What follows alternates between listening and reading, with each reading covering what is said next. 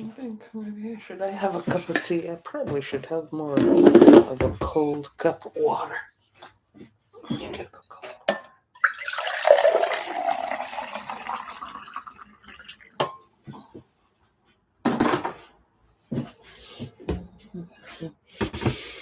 Hi everybody. Me. Okay. At some point I may have to get up and shut my other door.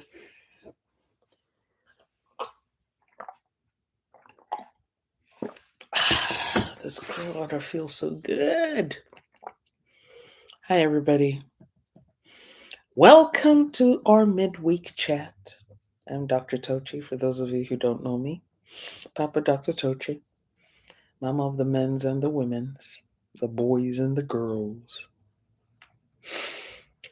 Please remember my website is at drtochi.com or tochi.us, where you can book me for your divinations, dream interpretations, your spiritual consultations, spiritual practice coaching. And I have courses and events there. We just finished our 10-day spiritual fast and cleanse retreat today. So I want to give a shout out to all the participants. I am so proud that we got through that. And we feel renewed, rejuvenated, and all the words. Okay. It was just simply fantastic. It was something that was needed. And I also thank all the members who showed up for the um, ancestral healing ritual, that showed up on time, because we started on time. Okay. We do our rituals on time and we don't record them, so we don't post recordings of that. Please remember to give the class a thumbs up, because that lets the algorithm know that class has started, and to notify other people, let them know that class has started. It also serves as encouragement for me to put out more material like this. So remember to give the video, the class, a thumbs up. If you're on TikTok, remember that clapping is tapping, tapping is clapping. Okay.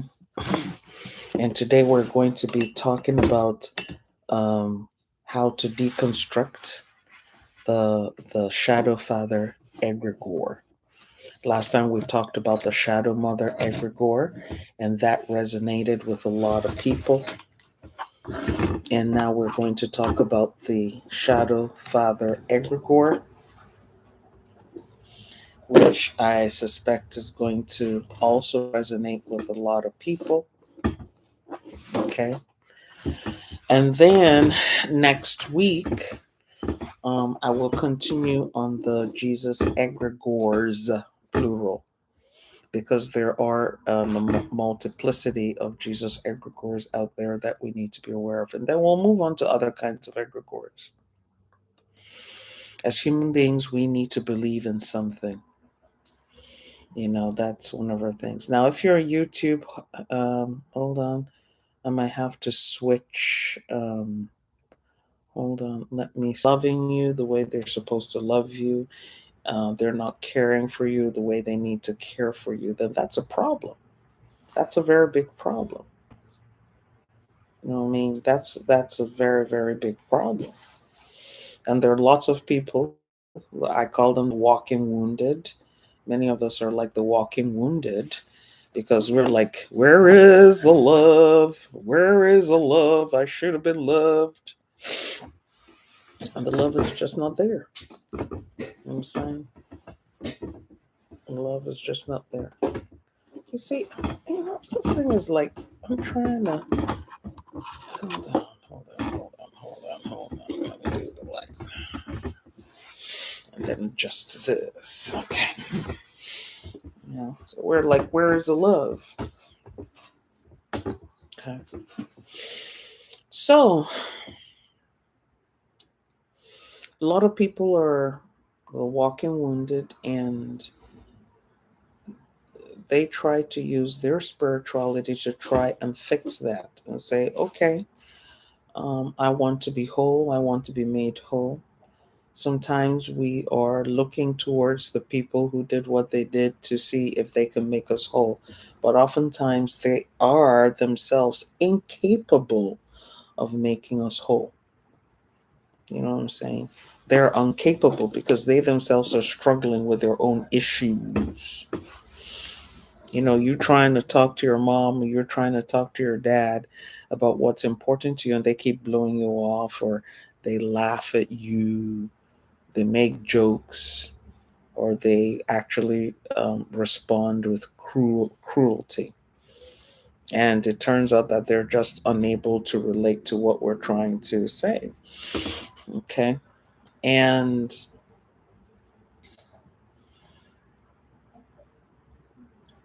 popular media and psychology and things like that are like, no, you deserve to be loved. You deserve to be respected. You deserve this and you deserve that.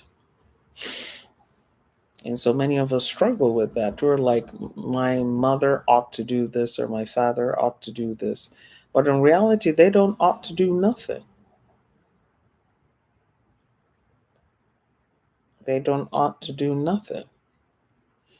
If they do not have the capacity to love you and care about you, they just don't have that capacity. And there's nothing you can do that will make them have that capacity to love you or care about you. It's just, but I know that's a very hard concept for many of us to understand because we read all these books and we have all these narratives in our culture that say, oh, my mother must love me or ought to love me.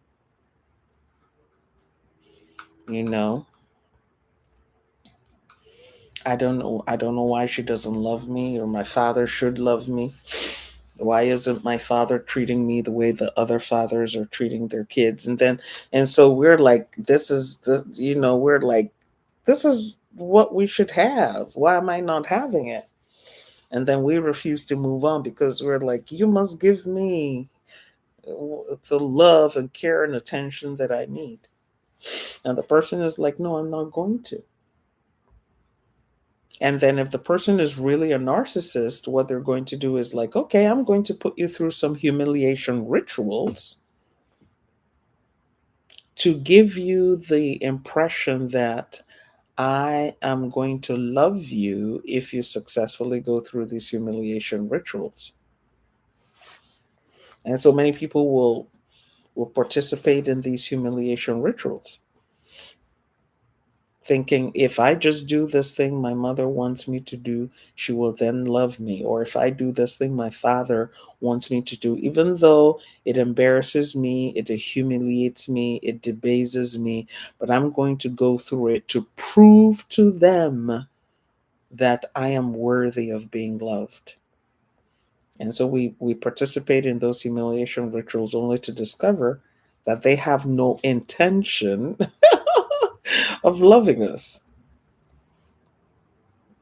It's just like training a pet. Let me put you through these steps, and you're going to be doing jumping all these hoops and doing all these things that I want you to do. But it doesn't mean that you're going to get a treat at the end of it.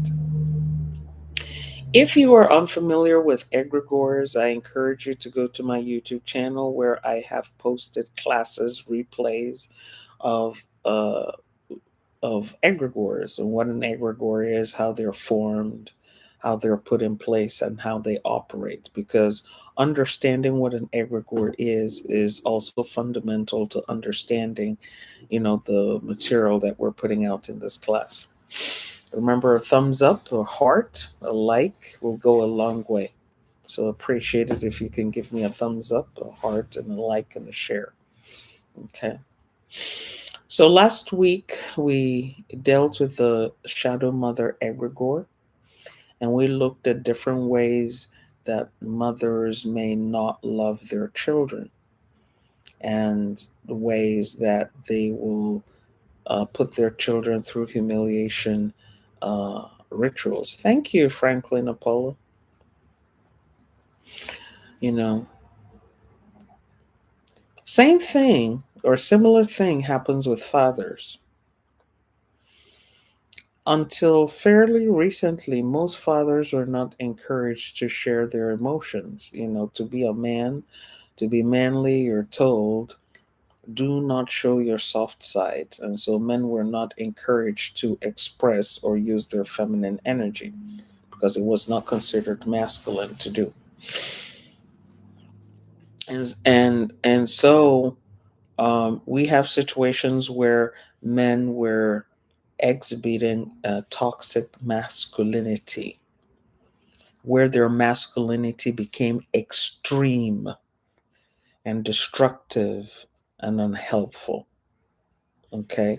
You will have people who are misogynists. You will have men who are chauvinists. You'll have men that are extremely patriarchal with no care or regard for the feminine energy. Okay. And that used to be the standard. But nowadays, men are encouraged to be in their feminine energy and to use their feminine energy appropriately.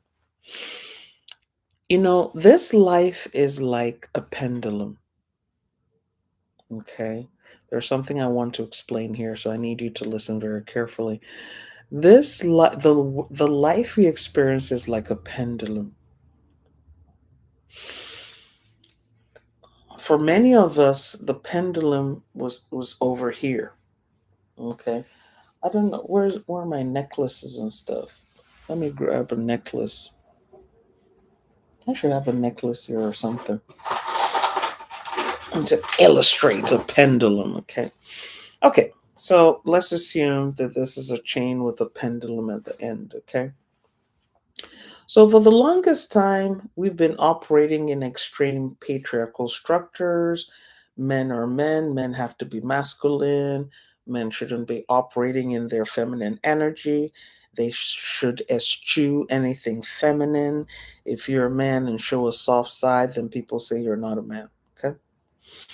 But then, because life is a pendulum, it has swung to the other extreme. And then now we're seeing a whole bunch of men who are extremely feminine. A whole bunch of men are being extremely feminine. And you have people complaining, oh my God, where are all the men? All the men now becoming princesses. We don't need princesses, we need men. But when you understand life, you understand that life is like a pendulum. Life is like a pendulum. You're going to have extreme masculinity, toxic masculinity, and you're going to have effeminate men, men being effeminate. And then after a while, people get tired of that and they will swing back to extreme masculinity. And the same thing happens with women. You have women who are very feminine. Remember back in the day, women were encouraged to be very feminine. And then independent women became the anthem. Earn your own money, make your own way, don't depend on a man, make your own, be your own boss. And it's surely going to swing back the other way. Yes, Shauna. It's going to swing back the other way. No, I don't want no scrub. And you have all those anthems and things like that. But what I want to share is that when we as a society and families and clans and kindred are at these extremes and we are expressing behaviors at these extremes, oftentimes we're working with egregores. We're working with egregores. We're feeding egregores. Because when we're not feeding egregores, we're in the happy medium where we can express feminine, express masculine, express feminine, express masculine, express feminine, express masculine. And there are times when it is necessary for a woman to be in her masculine energy, but not all the time. And there is a time that it's necessary for a man to be in his feminine energy, but not all the time. So sometimes a woman needs to be in her feminine energy and be able to switch to her masculine energy depending on what's going on. And the same thing for a man. A man should be able to switch between feminine energy and masculine energy depending on the circumstances. When you have a daddy's girl, no, a girl's daddy, the men who feel comfortable sitting down and their little daughters will put makeup on them and fix their hair and play with them, and they don't feel that their manhood is threatened, that's a man exercising his feminine energy. He's like, okay, my daughter wants a playmate. She wants to play makeup. She wants to put lipstick and eyeshadow on me, or have tea with me, or whatever it is, that little girls do. And he can do that without feeling his masculinity being threatened. And, if you go on social media, you will see some men, playing with their little daughters and wearing little tutus and frilly things and pink colors and, playing with all these things. And their daughters just love them because they're like, yes, daddy gets it. Daddy is down for whatever. I'm a daddy's girl. Okay. Same thing with the mothers. There are some mothers who, okay, I'm the only person here. My boys need to play rough and tumble, and they will play rough and tumble with the boys. And her inner tomboy will come out and she'll play rough and tumble with the boys. And the boys are like, yeah, my mom is my G, kind of thing. But when we are looking at people who find it unable to operate within their dual energies, and who are stuck in one form of energy or the other, that becomes very destructive. And while they're doing that, they feed egregores, knowingly or unknowingly. When you have a man that says that children are a nuisance, that children are only good, as end of life, old age insurance, that's a problem. And there are some men who just look at their children that way. They don't want anything to do with raising the child, caring for the child, nurturing the child, providing needs for the child. They're not interested in that. But what they want is when they themselves get to old age, they want that child to step up and start caring for them with no questions asked. And a lot of kids, even when they're adults, will do that because guess what? We all are being raised, honor your mother and your father, be respectful to your parents, and so on and so on and so forth. But you have a whole bunch of millennials and Gen Zs who are like, forget that.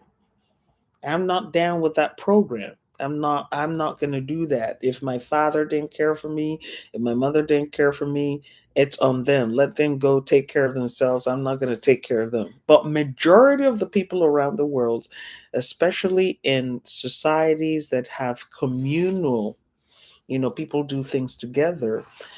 The father could be an absolute beast, but the children will still feel obligated to care for that father, even though that father was an absolute beast to them. Okay. Let me illustrate with an example. I remember living with my stepdad, and he wouldn't send me to school.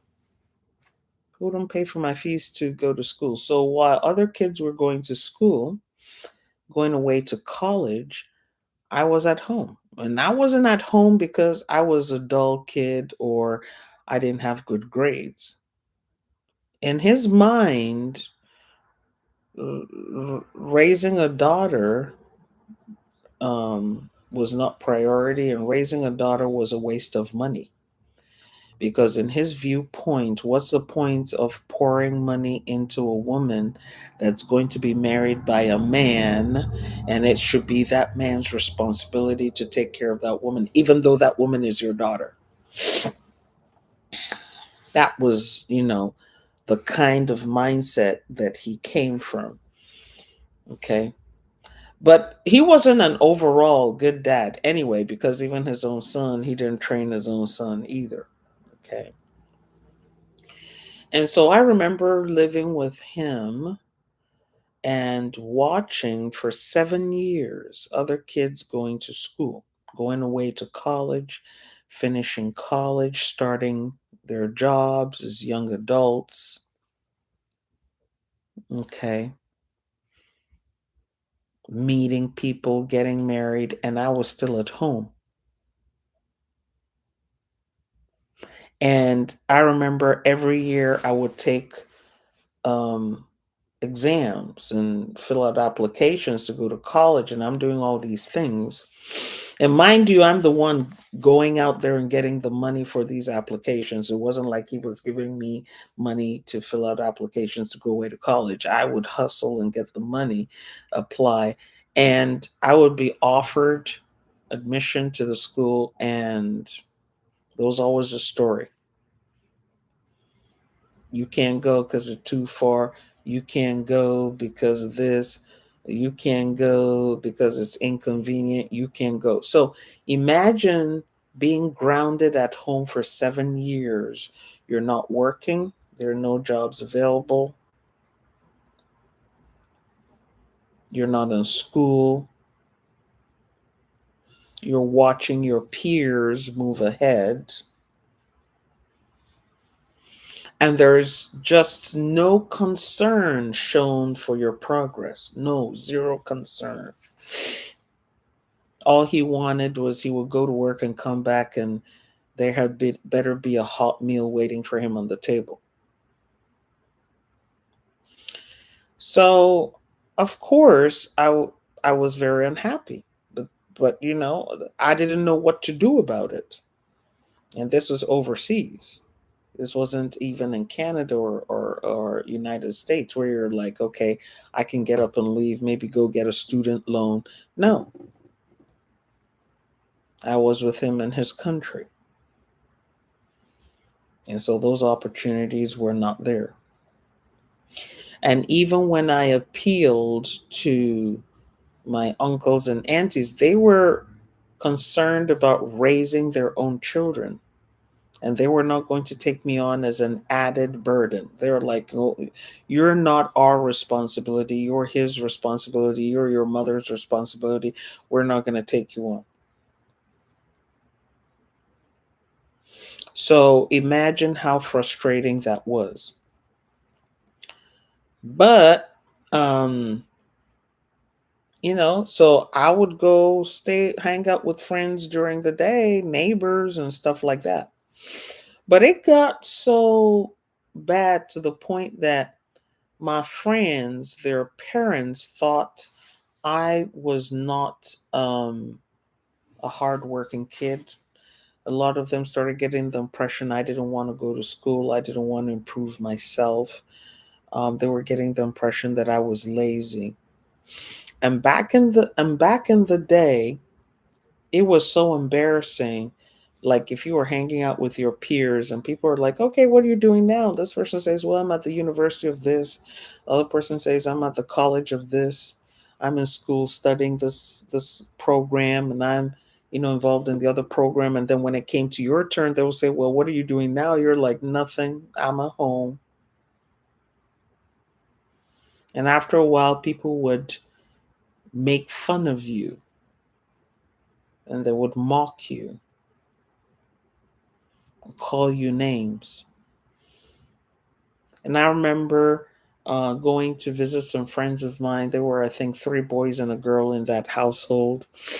And I would go hang out with them. They were neighbors. And I remember one day their father coming out and yelling at me and say, get out of my house. I don't ever want to see you in my house. You're a prostitute. And I was like, what, 17, 18, 19? And his wife was trying to hush him. And he was like, no, I'm saying what I'm saying. Get out of here. Don't contaminate my children. Don't. And his kids, I think one kid was about my age, one was younger, the other two were older than me. And he was yelling at me I shouldn't contaminate his kids. And the only reason why he was calling me a hoe was because I wasn't in school. So in his mind, here you are all day long, you're just roaming around, you're not doing anything, you're not learning anything. And I got blamed for not being in school, even though the adults in my life were not taking responsibility the way they needed to. But I got blamed for it. And it was very difficult for me to overcome because I was a good kid. I was a good kid. I didn't even have a boyfriend. I wasn't intimate with anybody. I wasn't even doing any of that stuff. It's just that here I am and I didn't know what to do because I would go and get a college admission and then all I was hearing from the adults around, no, we can't afford it. No, uh, no, we don't have money to pay your tuition. And that's it. I wouldn't be able to get into school. And then other adults started blaming me and they're like, you're lazy.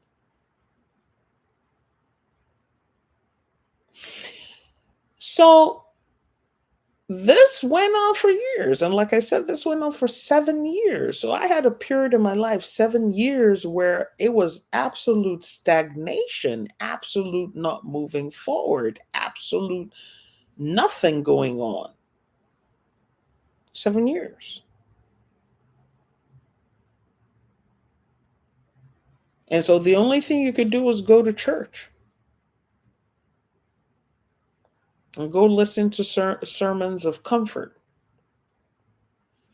And sometimes when I try to talk to some of the adults around me or neighbors, some might be sympathetic and say, don't worry, God is going to work it out while their kids went to school.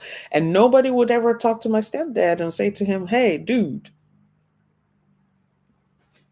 aren't you bothered that this kid is not in school? And she's a brilliant kid.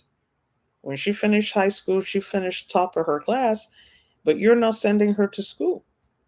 Are you not bothered? Nobody, people were just so uninvolved back then. And we see a lot of it today. People are uninvolved. They're like, you know what, it's none of my business. I don't want to get involved. So here we are as a kid, you don't have anyone advocating for you. No one advocating for you. You're just out there on your own. But here you have that father figure hoping that someone would take you off his hands. That if he ignored you long enough and didn't have to do anything long enough, you would become someone else's financial burden. You would become someone else's financial problem. And that kind of thing still happens till today, where parents are like, if I just pretend like I don't see that my child needs help, if I just pretend like everything's okay, somebody's going to come along and take this child off my hands. And when this child gets older and somehow survives all of this, I will swoop in and remind the child that, hey, I'm your father. You need to take care of me. You need to feed me. You need to buy me stuff. And there are lots of people who have gone through that and are still going through that.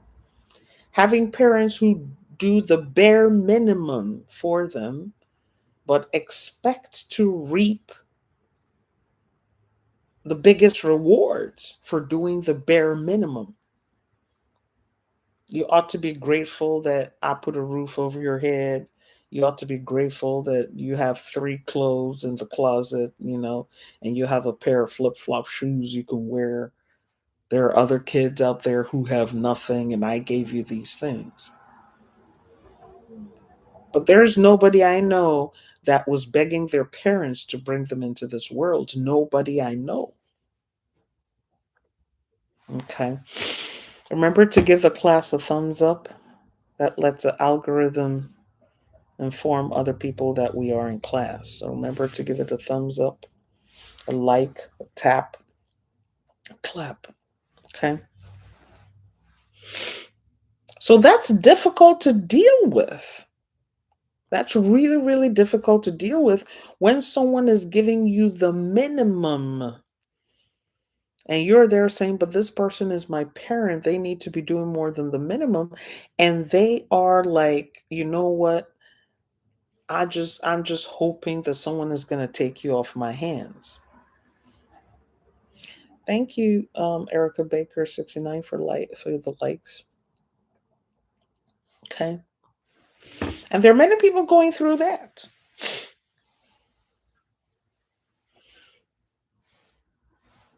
You know, when you manage to grow up and become an adult without getting into trouble, when you manage to grow up and become a working adult, then that's when the person comes back to make demands. It happened to me too. So I'm sitting in this man's house for 7 years. There was no attempt to send me to school. No attempt to maybe send me to go learn a vocation, maybe train me so I can do something. No, I had to be at home, and my job was to clean the house and serve his food. But here's where the real interesting thing happened. I think you would find this hilarious. Now that I think about it, years later, I think it's simply funny. He quit his government job. And he quit his government job before he was vested in the job. So, because he quit his government job, his civil service job, before he got vested in the job, oh, excuse me, pardon me. Okay, before he got vested in the job, he wasn't entitled to a pension. He couldn't get a pension because he left the job before he was vested. So they just gave him a gratuity payment and said, see you later. So now I'm living as a teenager. I'm living in the house with an adult who was not earning an income. And very quickly, there was no food in the house. And he would send me to go ask for financial loans from our neighbors. Some of our neighbors, some of them he was friends with them or familiar with them. And he would he would say, go to so and so person and say, oh, can you give us some money for food? We don't have any money for food. So I would go to these other adults, working adults, and I would say to them, okay, my dad said I should ask you, can you loan us some money for food? And the person would say, I'm so sorry, I have no money to give you. Because, and many of them did that, the neighbors and the people, who worked with him, they did that because they told him not to quit his job. You are not vested in your job yet. Don't quit the job. And he quit. And if you understand the reason why he quit his job, you would be aggravated too. He quit his job because a young woman was made his supervisor. And this young woman was more qualified than he was and had recent degrees. But he quit his job because a woman was made his supervisor. A younger woman was made his supervisor. So he quit his job. So he quit his job before he was vested in it, so wasn't entitled to the pension. So here we are sitting in the house with no food. And he was sending me to go and ask the neighbors and ask these other adults for food. And I think his idea was, if I send my daughter to go beg for money from these people, they will look at her and probably have mercy on her or sympathy with her and give money. But the short term thinking, I want you to understand like the nature of the short term thinking here. If he had sent me to school, I would have been working. And then he wouldn't have had to send me out to go and beg for money for food.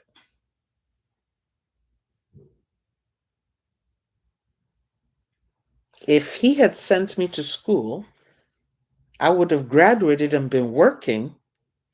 Then the issue of having to go and beg neighbors and people for money for food wouldn't have arisen. So we're in the house, and oftentimes there was no food. So what I would do, and like I said, I was a young teenager then, 18, 19. And what I would do was I would go out into town and I would, what's the word for it?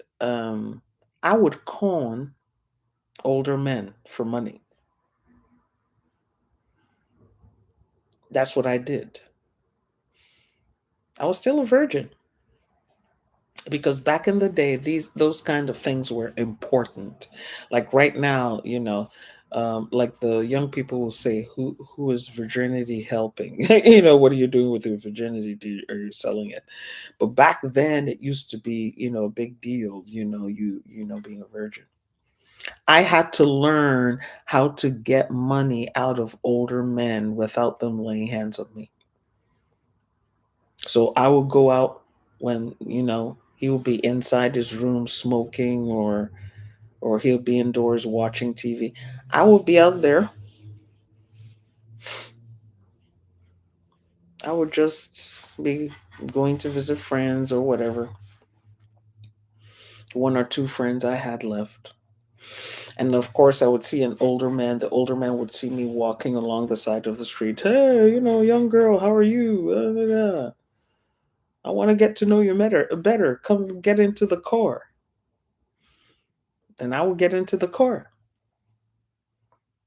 And then the man would be like, okay, what's your name? What's your parents' name? Would you like to go with me to this motel down the street? And I would say to them, not today. I can go with you another time. And he was like, okay, let's make a date and have an agreement, and we'll meet over at that motel down there, and I promise to buy you a meal. That was how poor we were. And so I would say to them, oh, so can you buy the meal now? And they'll say, okay, you want to eat now? I'll say, yeah, I want to eat now. So they will take me to a restaurant or a bar or something and buy me a meal. And back then, my metabolic rate was pretty high. It's not like now that if I look at water, I gain weight. I look at water now, it's like 10 pounds, Yeah. And I could pack down food back then because I used to be very skinny. And they'll say, okay, do we go to the motel room now? Or I'll say, no, you know what? Can you give me some money? I want to buy some shoes, or I want to buy, some makeup or stuff like, or I want to buy some perfume so that when I come and see you, I'll be smelling nice. And I want to buy a new blouse or skirt or something. I would ask them for money to buy something. And the money we're talking about here is trivial money. We're talking the equivalent of $5, $10, $20. Because again, it wasn't like I had someone training me on saying, hey, you know what, you can actually get more money out of these men. So I would just ask for the equivalent of $5 or $10 or whatever. Or sometimes I would say to them, hey, I can come and see you tomorrow, or the day after, but can you take me to the market and I want to buy some food stuff? And they would take me to the open air market and I would buy food stuff. And then I would have to have them take me close to my home, close to the house, my stepdad's house. Not you, because back then you had to be respectful. So you can't have strange people dropping you right off in front of the house. They had to stop you like two or three houses down, and then you walk up to the house. And that was how I was getting food for us to eat in the house. So I guess in his mind, he felt that, oh, I was performing a useful function. So even though he wasn't sending me to school, at least I was out there hustling and bringing food home. But check this out. I would bring that food home and cook it. And sometimes he would go out and come back and he would say, I hear what you're doing. You're out there hanging out with older men, getting into older men's cars. You are a prostitute.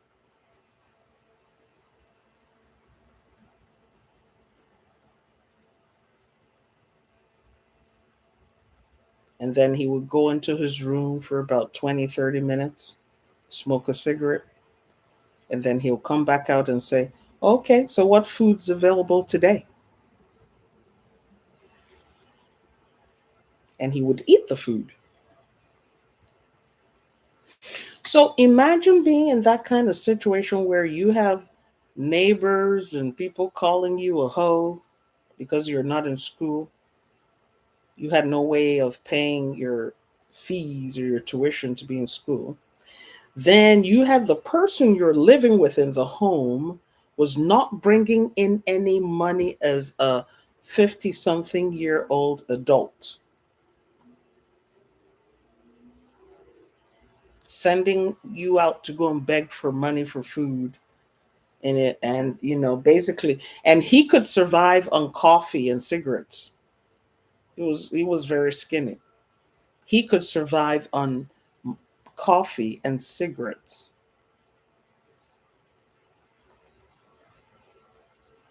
And so I would go out, okay, because women were like that. We're always caring and we're always trying to make things comfortable in the home. That's what we women do.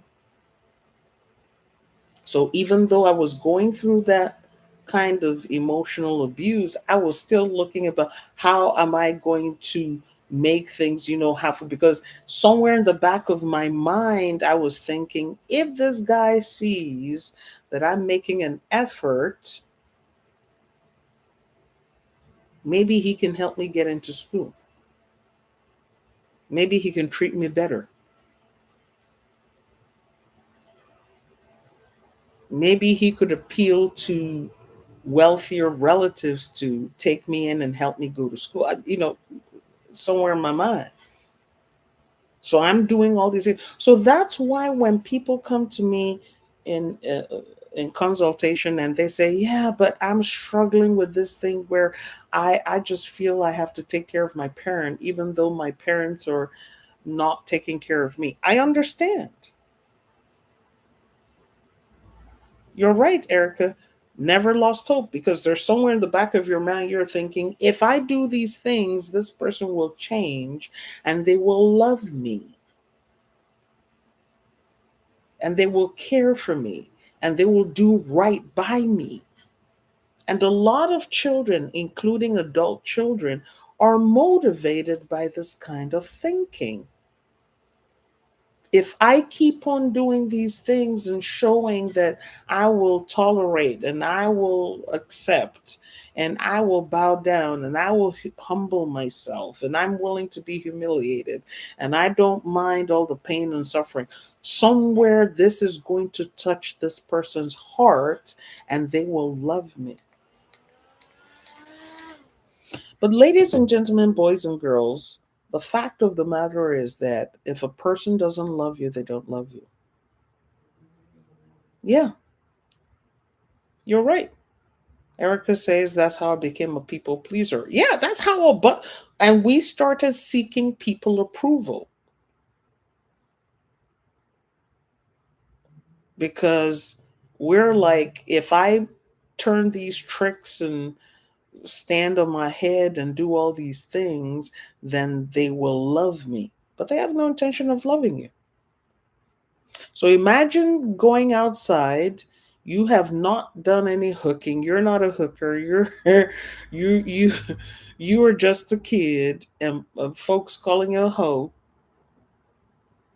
And you get back home, you still haven't done anything. You don't even have a boyfriend, and the people inside the house calling you a hoe. But you're the one putting the food on the table. It's a painful thing. It's a painful place to be. And I remember having older cousins who were actually hoeing, and they were using their home money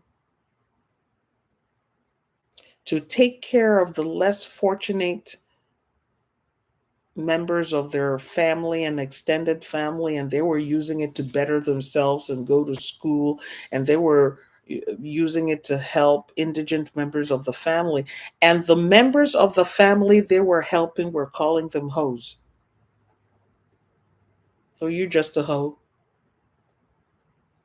But when they had a financial need, they would come, oh, you're the best person, you have the heart of a mother,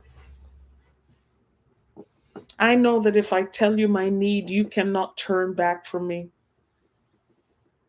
But after they would get the money from you, you're the hope.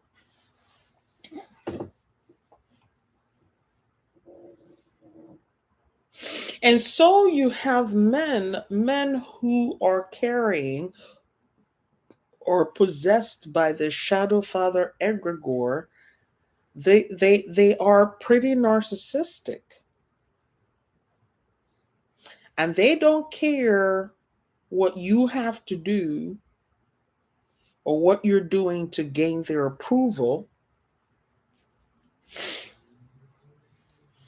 And they know instinctively that if they withhold that approval from you, you're going to be working more and harder like a hamster in a wheel because you're going to be doing everything to gain their approval. Sometimes you're working so hard so that they can smile at you. Sometimes you're working hard just for a smile. Every time you're with them, they're frowning, their face folded up. They angry, and they're looking mean and everything. And you're trying to do everything to see, maybe if I did this thing, he will smile, he will be happy, let me see if I can get a smile out of it. And then you become a performer. You become like a circus performer. And the egregore he's feeding is saying, yes,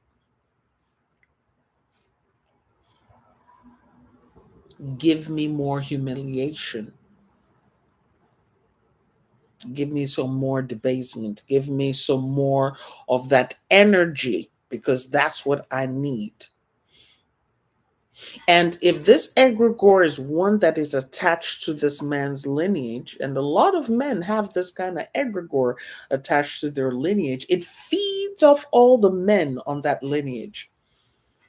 And so this is the reason you can come into that family and all of them are beasts. They're heartless. They don't care. You could be out on the street butt naked. They don't care. They want what they want, and they will tell you anything. They don't care how you feel. And at some point, you're there saying, does this person even have a heart? There used to be a time, I used to wonder if this guy was possessed or if he had a mental disorder. Yeah, as a kid, I used to wonder if he had a mental disorder, because You're out there calling me names, but I'm the one feeding you. Instead of you feeding me, I'm the one feeding you. And you just don't care. If you had anything of value, he would take it up, sell it, and use the money for his own needs, which is basically cigarettes, coffee, and his food.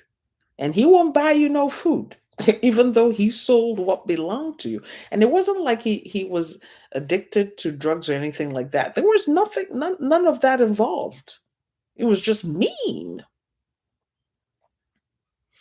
And the interesting thing was when you looked at the males in his family and his brothers, they were all like that.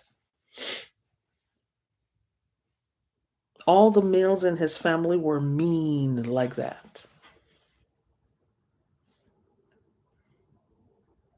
I remember one of his younger brothers, um, when I returned to Canada, I spent about 6 weeks with his younger brother in Canada before I went and got my own place. The younger brother, I think after the first week, he says, "You know what? I think you're not a virgin." Imagine someone who's supposed to be your uncle just out of the blue telling you, "I don't think you're a virgin." And I said to him, "What kind of talk is that?" And he said, "Well, your breasts are not perky." That's how you know someone who's not a virgin. Your breasts are not perky. What kind of knucklehead conversation is that in the first place? You're having with a 21-year-old, 22-year-old.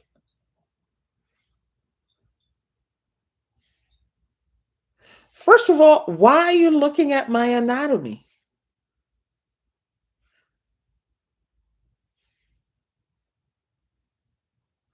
So I said to him, "You yourself, are you a virgin?" And he said, "Oh, you are so rude. You have no respect for your elders." Does that conversation even make any kind of sense to you?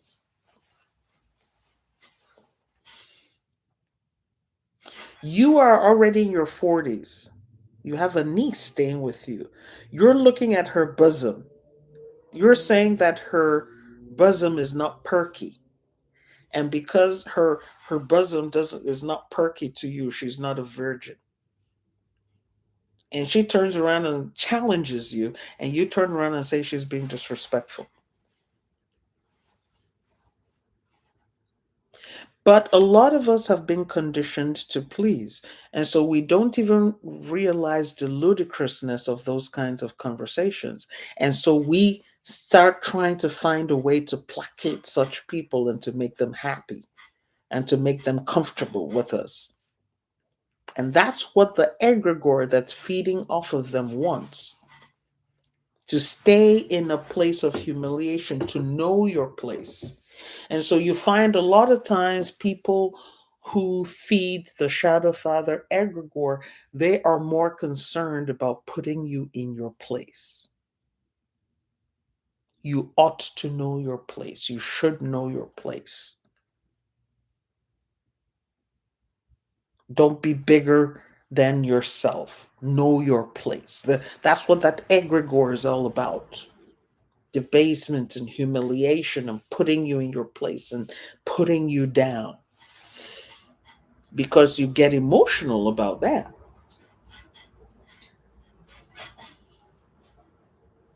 Because remember, again, you're doing everything within your power to please, but everything you're doing is still not working out in your favor.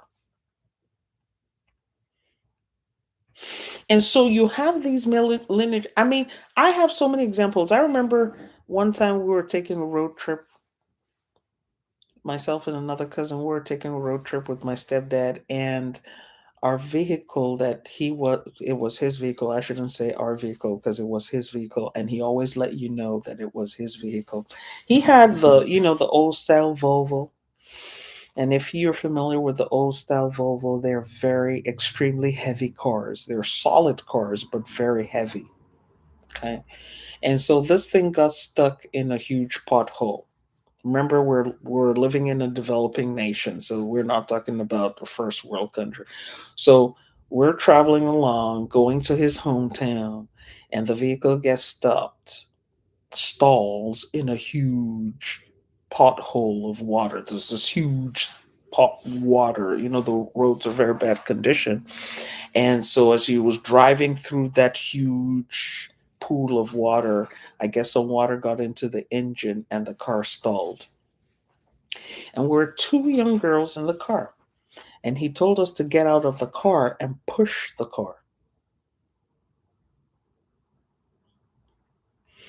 And he was like a little Napoleon sitting in the front seat, still in the driver's seat. And we were two young women behind trying to push a Volvo with him sitting in the driver's seat. We're struggling to push this thing out of the pool. But let me tell you what happened before we got into that predicament. There was, as we were going along, he had, remember I told you he was into smoking his cigarettes, okay? So we had stopped somewhere. There was some roadside vendors, and he stopped to get a smoke. And and there was a guy driving big truck, like a dumpster truck. And this guy came to that roadside vendor to stopped. And he saw my stepdad smoking his cigarette. So he said to him, "Hey man, do you have another cigarette? Do you mind giving me another cigarette?"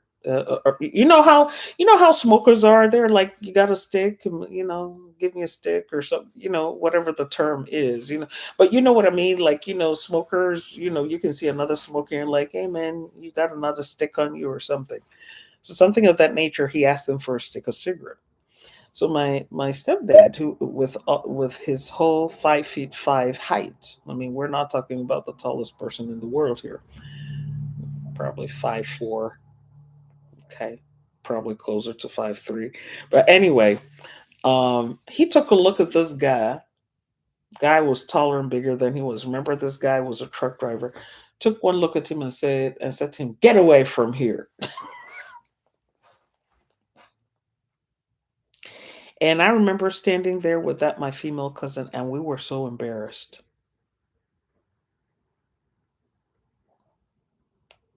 You are standing there smoking your cigarette by the roadside. Someone comes up to you and says, "Hey man, do you have another stick or you have an extra stick?" And you take a look at this person and say, "Get away from here."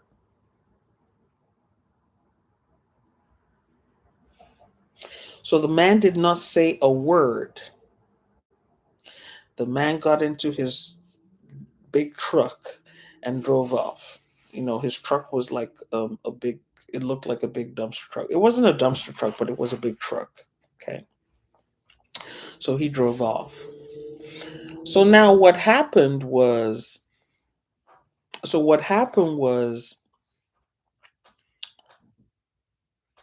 after he was done with his cigarette break, we all piled back into the car and continued. And then we got stuck in that pool of water.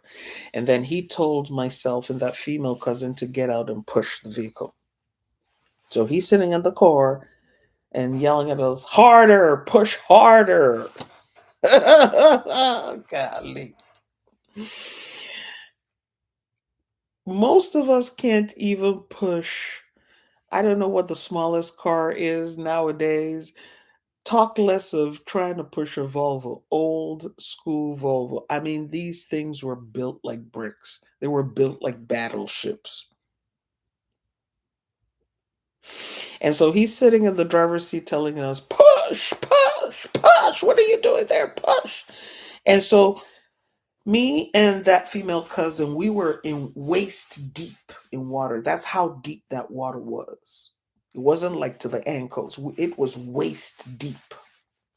Because remember, water had gotten into the engine. of the vehicle and is stalled. So we're standing in waist deep, dirty water, waist deep, muddy water. And he's in the driver's seat. He doesn't want to get dirty. And he's telling us, push harder, push harder. And I wasn't as muscular as I am now. Because then I was probably about, what, 17, 18. And my cousin, she was a few years older than me.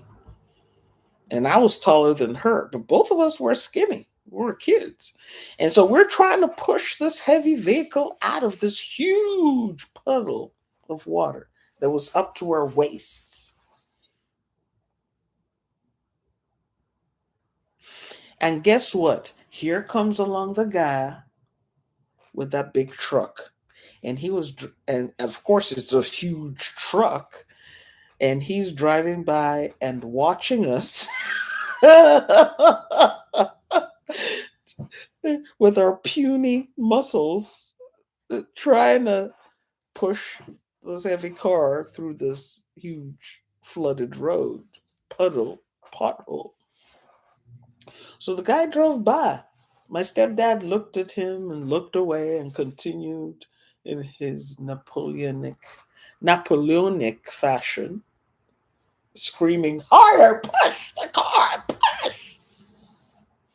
So this guy with the big truck drove past us, big truck, because it wasn't affected by this thing. So he drove by and drove down the road.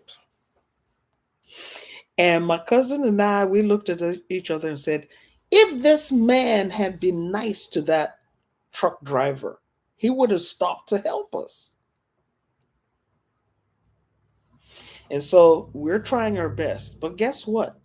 That truck driver went down the road, stopped, and reversed. Started coming back in reverse.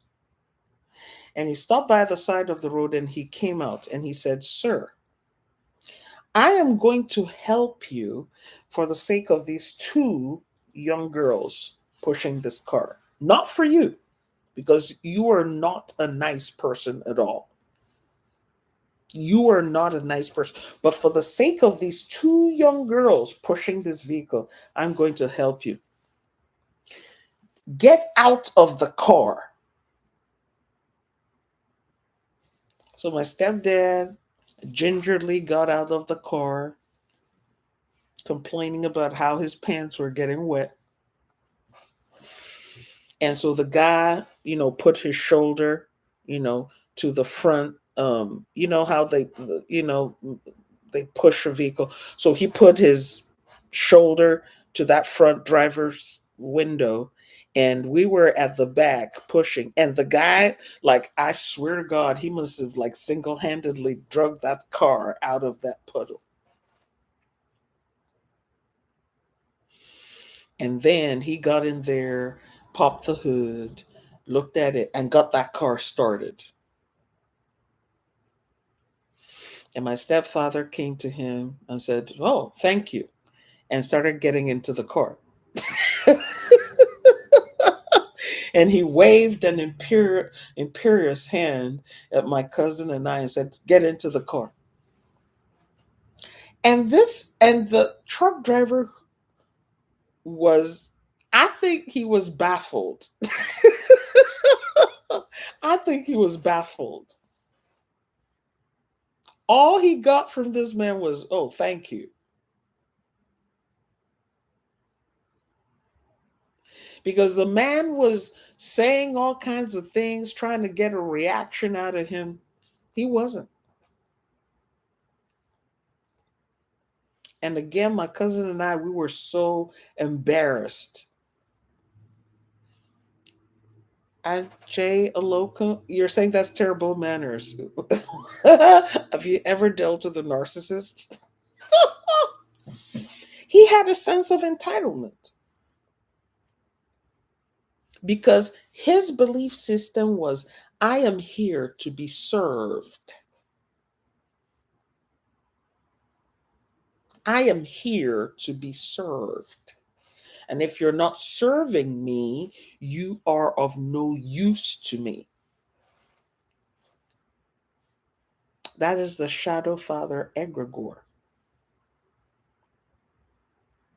It feeds off of embarrassment. It feeds off of debasement. It feeds off of humiliation. It feeds off of putting people in their place. That's what it feeds off of.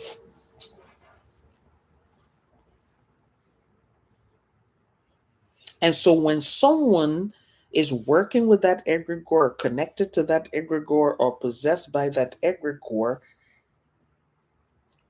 what are your feelings are meaningless, your thoughts are meaningless, your concerns are meaningless. Anything about you and concerning you is meaningless. And there was not one iota of embarrassment on his part, not one iota of embarrassment, not one. We who were sitting in the back seat, two of us kids, we were ashamed. We were so ashamed. And so this truck driver took a look took a look at us, took a look at the car, took a look at this man, and he said to my cousin and I, he says, "May God help you. I feel so sorry for you. May God help you." And we almost said to him, "We already know. We've been asking for help." This man, as he got older, had no compunction in making demands. When I finished my first degree, he didn't ask, "How did you pay your fees? How did you pay your tuition?" He never asked, "How are you doing? How are you coping by yourself out there?" Never asked. Never asked. Never even asked his old friends to look out for me. "Hey, I have a daughter out there." Never asked. But when he heard I finished my first degree, he wrote me a letter. And I still have that letter till today. Okay. That letter is over 40 years old. I still have the letter because I keep my paperwork. I keep paperwork. I keep paperwork. I have that letter. He wrote, it's more than 40 years ago. He wrote that letter and he says, "I heard that you have gotten your bachelor's in engineering. Congratulations.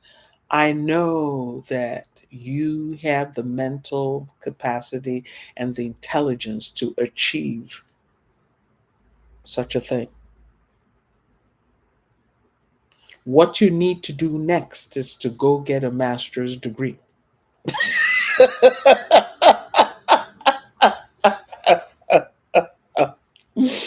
There was nowhere in that letter it said, "Hello, how are you? How are you coping? How are you living? How do you feed? How do you clothe yourself? Who are you staying with? Who's helping you?" Nothing like that. There was nothing in that letter like, um, you know, forgive me for all the ways I treated you and stuff. The kind of stuff that kids today want their parents to do. "Oh, I want an apology." There was nothing in there. There was just demands and commands. The next thing you should do is go get a master's degree.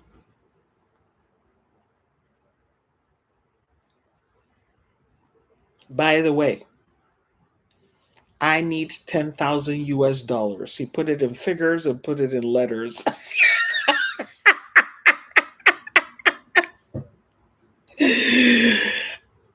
And do you know what even makes that ish so funny? As of the time I had finished my first degree, I owed student loans of over $50,000, 50,000 Canadian dollars. I think it was closer to 60,000 Canadian dollars. Because when I got that degree, I was working as a security guard. Okay, and I wasn't making much money as a security guard back then. I think the wages we used to get like $5 an hour or something ridiculous like that. So I had to get a student loan. So imagine you're graduating with this huge student loan, and somebody is writing you demanding for 10,000 US dollars. Money I myself had never seen. I had never seen $10,000 in my life at that point. And it was an imperious demand. I want you to send me 10,000 US dollars. He put it in letters and put it in figures because we're involved in a land dispute here and we need to pay the attorney. And I have told the attorney my daughter is in Canada. So money is no object.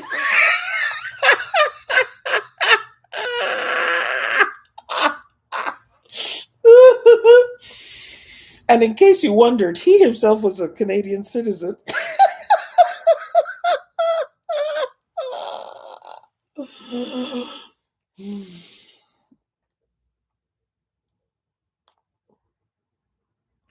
I never responded to that letter.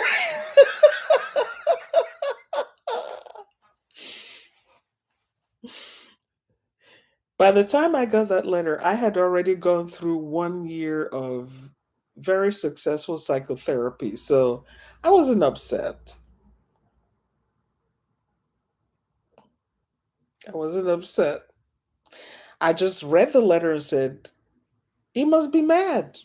Because remember then we didn't really have that language about narcissism. We That wasn't the languaging we had then. So the languaging we had back then is either the person is possessed by demons or the person had a mental illness. The person was crazy. Maybe they were bipolar or schizophrenic or something. Okay. We didn't have the language that we have now, that wasn't that common to say someone had a narcissistic, you know personality disorder. But I never responded to that letter.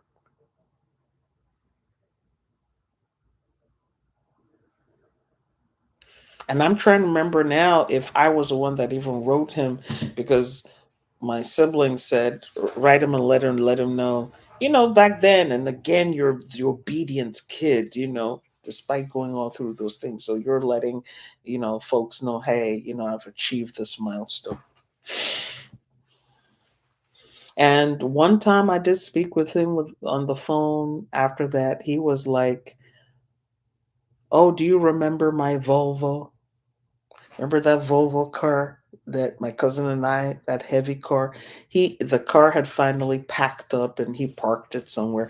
And he's like, you know, you should send me money to fix it so I can drive around.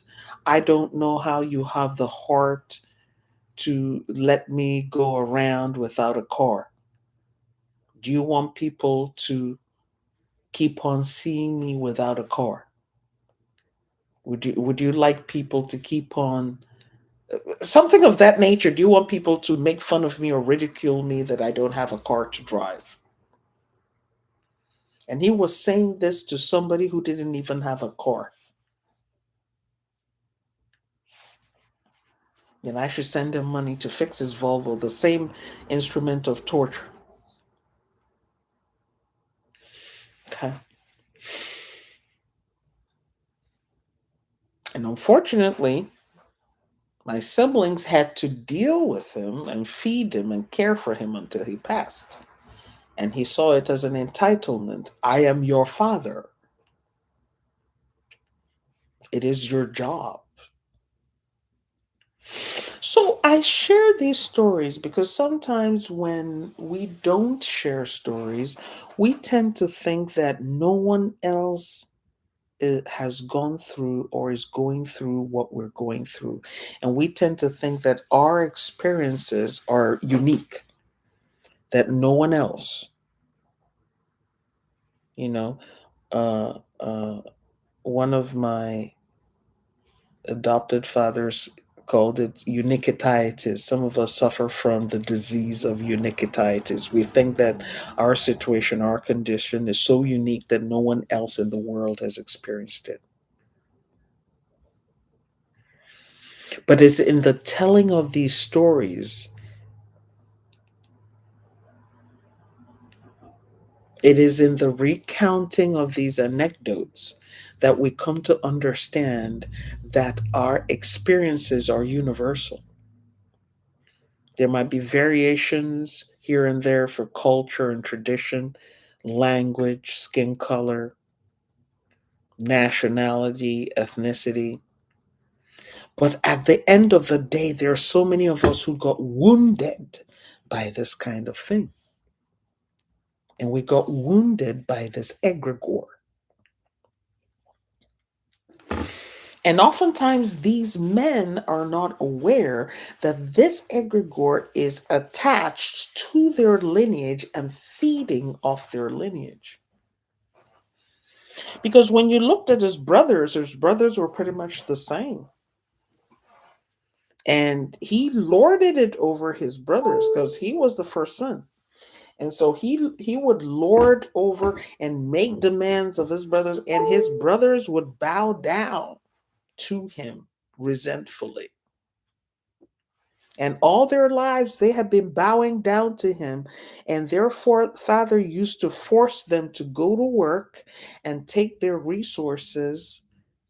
And they would take their resources to train him and to feed him and to take care of him and to do all these things because he was the first son.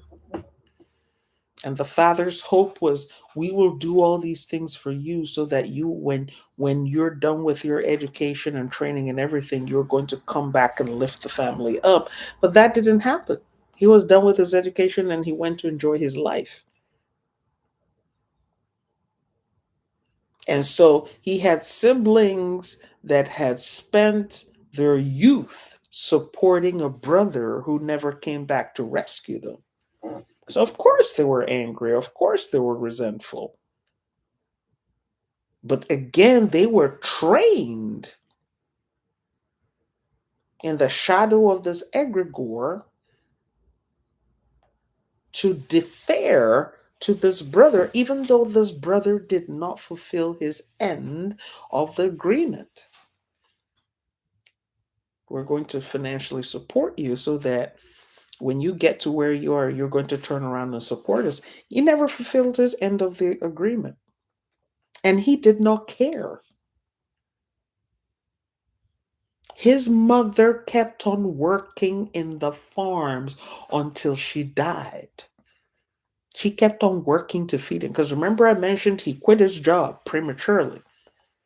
And he was invested in that job, so he wasn't entitled to a pension. Imagine your 50-something-year-old son who had a relatively stable job, quitting his job because a woman was made his supervisor, a younger woman was made his supervisor. So imagine having a son who quits his job because a younger woman was made his supervisor, a younger woman who was more qualified than he was made his supervisor, so he quit his job. And then you, in your old age, are supporting him and feeding him. What curse is greater than that?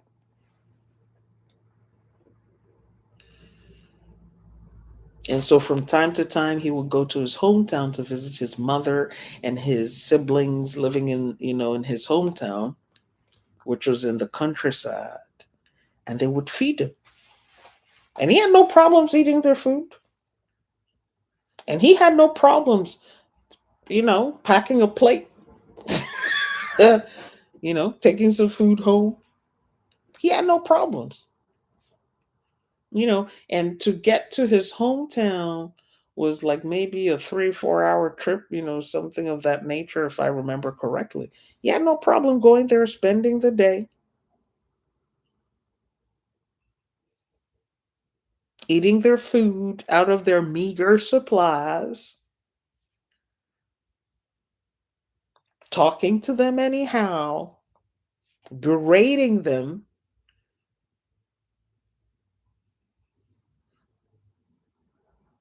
and leaving them in the same condition in which he found them. He had no problems with that. So if you have somebody who has behaves in this manner, how do you think that person is going to care about you?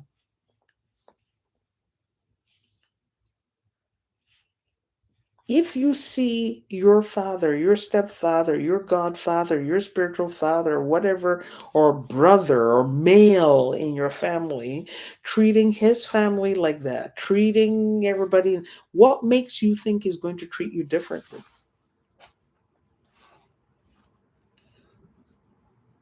And this becomes more difficult when you have these kinds of egregores attached to that lineage. Because what's now happening is that that egregore is training the men in that family how to raise their men, or how to raise their males in that family. Because now that my stepdad, if you look at his sons, they behave just like that now. Even though they themselves were victimized back in the day, but now that they're older, they're just like him. Just like him.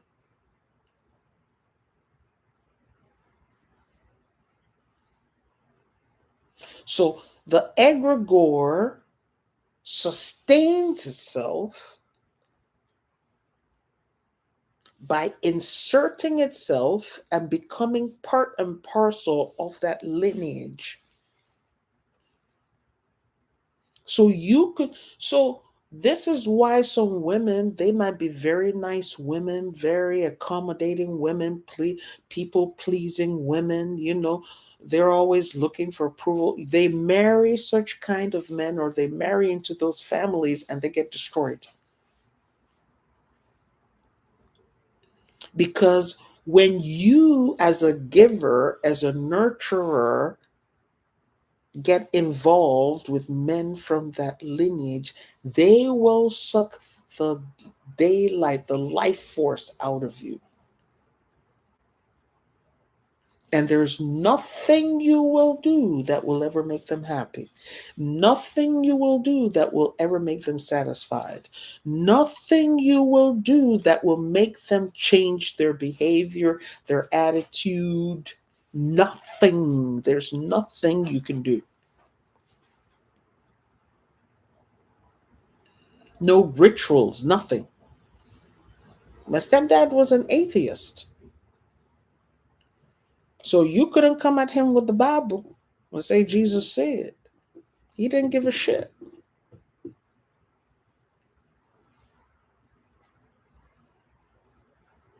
Didn't care. Didn't believe in the afterlife. So how do you even begin? There's no sense of guilt, no sense of responsibility. There's no twinge of morality, nothing.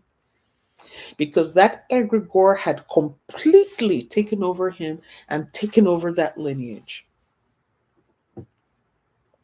So, dear ones, when you are dealing with someone who comes from a lineage infiltrated by these kinds of egregores, or the person themselves have been possessed by the egregores, the best thing you can do is to extricate yourself from such people. And it doesn't matter if they're your mother, your father, your brother, your sister, your child, whoever it is. The best thing you can do is to extricate yourself so that you will live. Because it comes to an you or me situation. If you don't leave, they will live off of you. And if you expire in the process, they will find another victim to feed off of. And they know how to transform themselves to get more feeding sources, aka other people. So you'll see people like that. They're often described as charming and nice. And I remember some of his colleagues, after he left his job, they would say, "Oh, he's such a nice man. He's so focused. He knows his job. We liked having him around." But that was not the face that his family was seeing at home.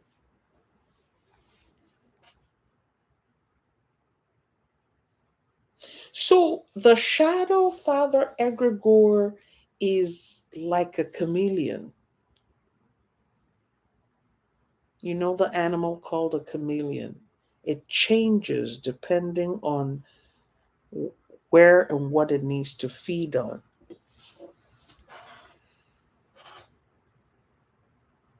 So you're going to have people of the world say, "What are you complaining about? This is the best person ever." But when you're at home, you're in hellfire. And speaking of hellfire, was it yesterday and today supposed to be the days of the rapture? I heard there was a whole bunch of folks in Africa. There was this South African pastor who said yesterday or today was supposed to be the day of the rapture.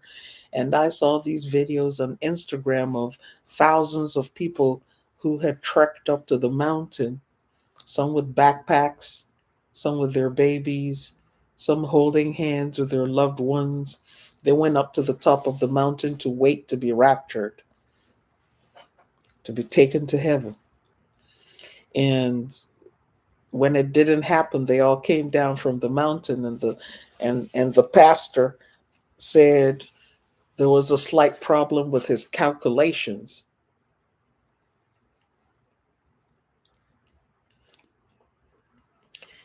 And during the last day, because remember today was the last day of our spiritual fast and cleanse, one of the participants from South Africa said, um, they even got to the point where some people were told not to look out the window, because if they looked out the window, they could be destroyed by what they saw. So there were so many people covering up their windows and waiting indoors to be raptured. And I said to this participant, "Who did this to Africa? Who? Who did this to the black race?" 2025. And you should have seen the motley crowd that was going up to the, all of them were trekking on foot, hungry looking, ordinary people, women with their scarves. I was even surprised to see some women in leggings, because usually they belong to these fundamentalist churches that tell them women can't wear pants. Some of them were pregnant women, many of them were carrying infants. In 2025, other nations, other continents are getting technologically advanced, creating wealth for themselves and their citizens. And here we have thousands of people going to climb a mountain waiting for the rapture. And when you see the picture of the pastor who was saying this, hold on, hold on.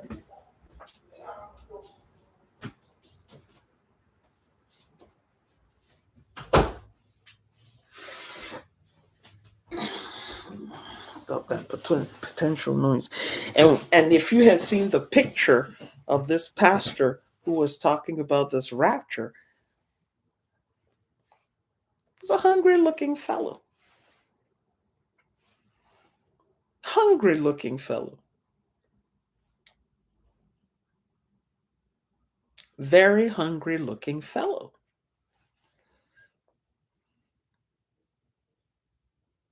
You know, I don't know what to tell you. So, anywho, any questions on today's class?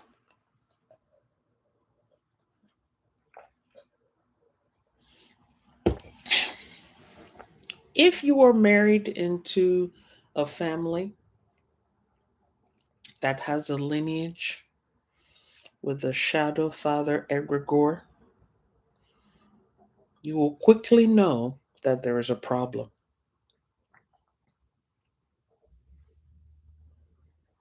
Especially when you're being asked to beg for forgiveness and apologize and to do things when you're innocent.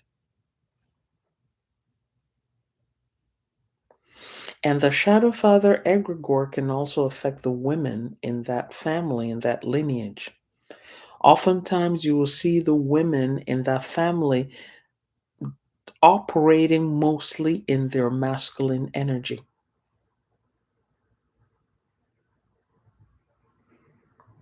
They operate in their masculine energy. You will see these women, even though they may be mothers, but they'll be very hard hearted,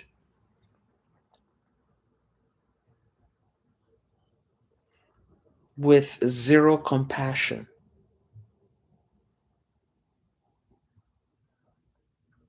They don't even know how to talk to you tenderly.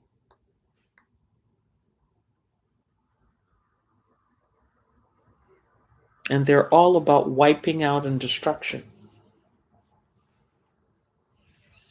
There's no nurture there, because that's how that particular egregore operates. Annihilation of obstruction. So if they figure that you're standing in the way, or they think you're standing in the way, they have no compunctions with taking you out. Spiritually, physically, materially, any way, psychologically.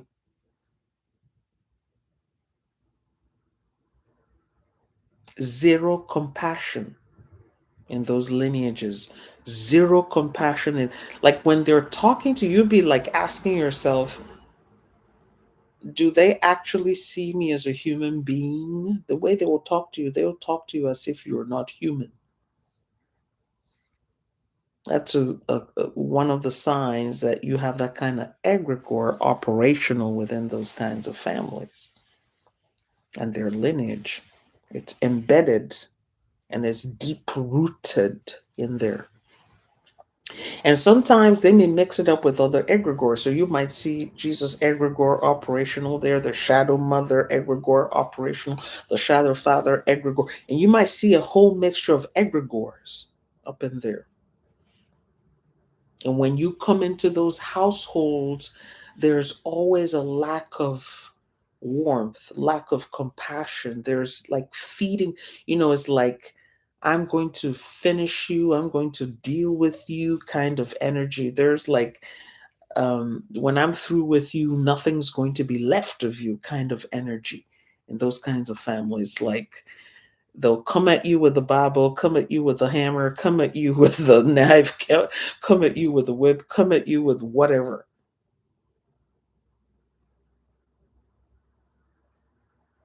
It's just like,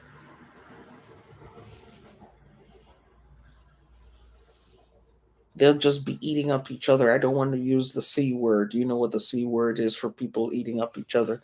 But we have to be mindful of these platforms. So, any questions about today's topic? I'm thinking, because when I was bringing forth this topic, it was important to discuss it because I've had these conversations over the week where people are like, no, I need some closure. I want someone to apologize. I want someone. These people will not apologize to you. They don't have the capacity to do this.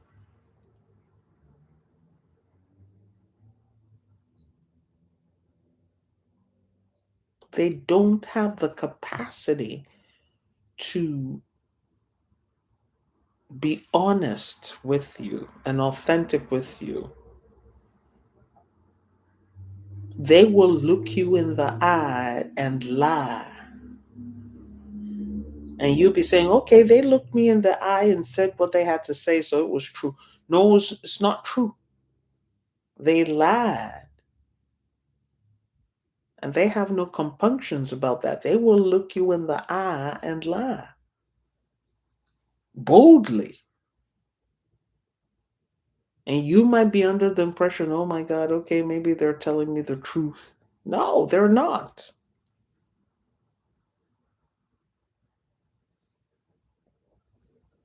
And you cannot judge these people by the same standards you judge yourself, because you'll be like, oh, I have a conscience, I have morality, I fear God, you know.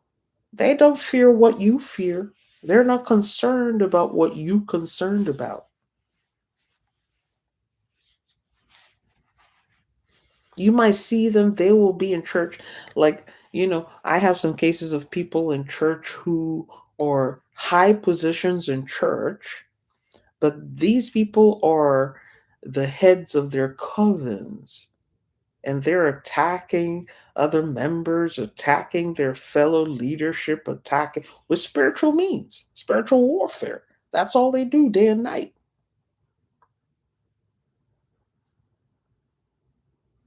And they relish it, they enjoy it. So if you're out there saying, oh, I'm sure at some point they're going to feel guilty, they will never feel guilty because they enjoy it. And the fact that you don't enjoy it doesn't mean that they too don't. No, they do.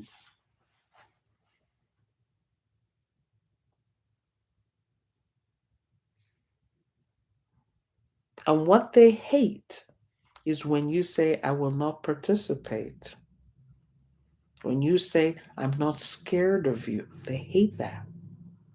The shadow father Egregore feeds on abject fear. If you stand up and say, I don't care what you do, I'm not cooperating with this, I'm not participating in this, I'm not going to feed you, I'm not going to pander to you, I'm going to go out there and be independent and do my own thing. It Just like every other egregore, it sees that as a threat, because it's basically saying, you're cutting me off from the energy I need for my own survival. And then it will start driving the person to do strange things against you and your interests. Okay, so it looks like we have no questions. Okay, I'm going to post this class on YouTube for those who would like to view the replay, especially for those of you who came late or later.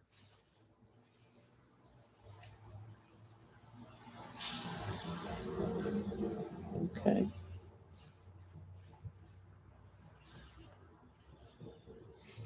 I don't know. I don't know how I managed to slice part of my finger with a plastic lid. I was trying to close a plastic lid and sliced my own finger. Oh well.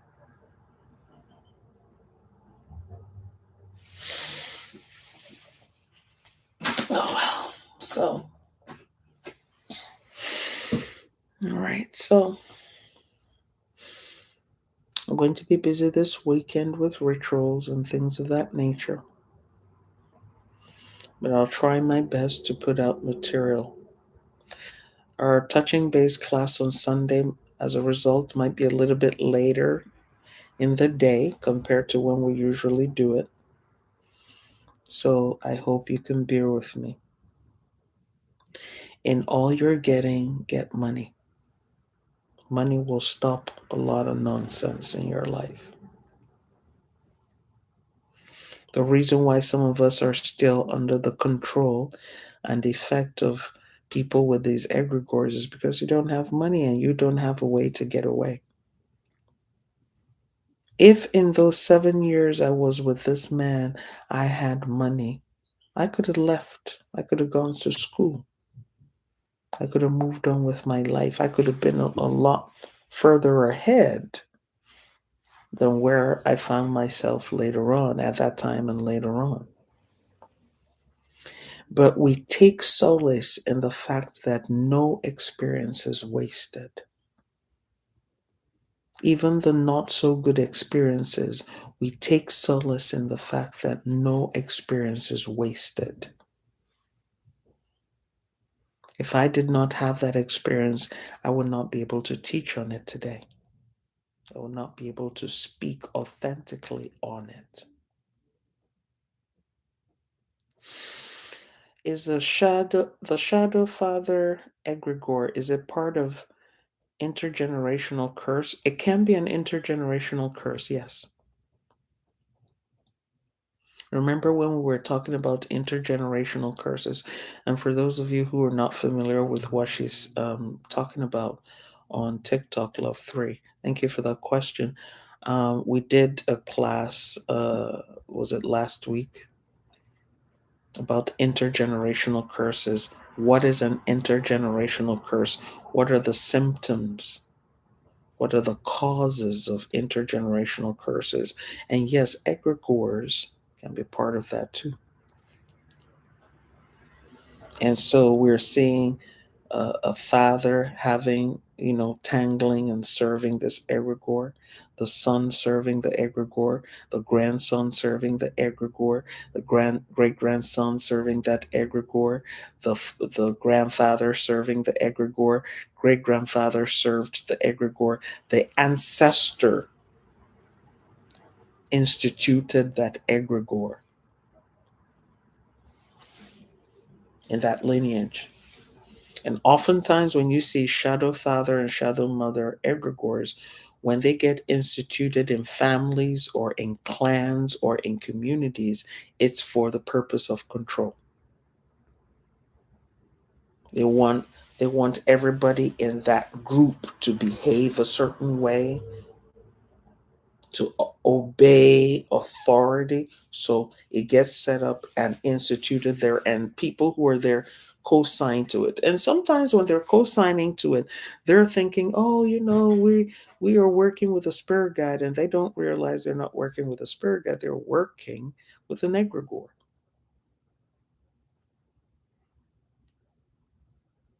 And the people who create these egregores and institute them for control. And they will usually say to the people, if you venerate this thing and pay it attention and give it offerings and do all kinds of things, here are the benefits you're going to get. You're going to have a stable life, a stable family. Nobody's going to be able to attack you. You're going to be protected. And they'll make all these promises. And because as people, we tend to be desperate for protection and guidance and feeding and so on and so forth. We'll agree. There's so many people who agree to stuff without understanding what they're agreeing to.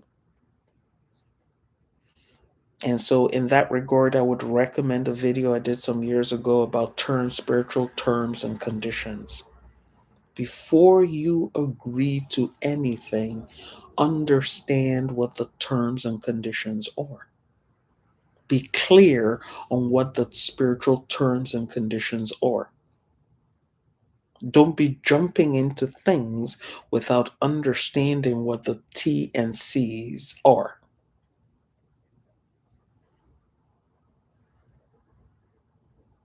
Even when you join a church, there are terms and conditions. You join a mosque, there are terms and conditions. You join a temple, there are terms and conditions. You join a synagogue, there are terms and conditions. You join a shrine, there are terms and conditions.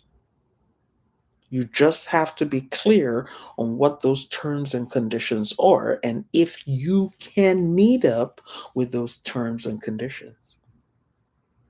And how much is going to cost you now and down the road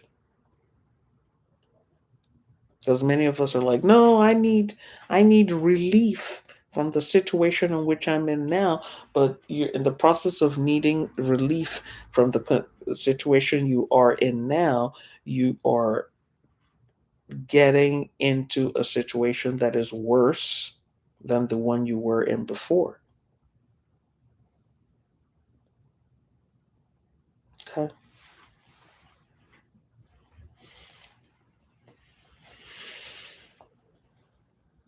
Where did I put that thing? Okay. Any other questions?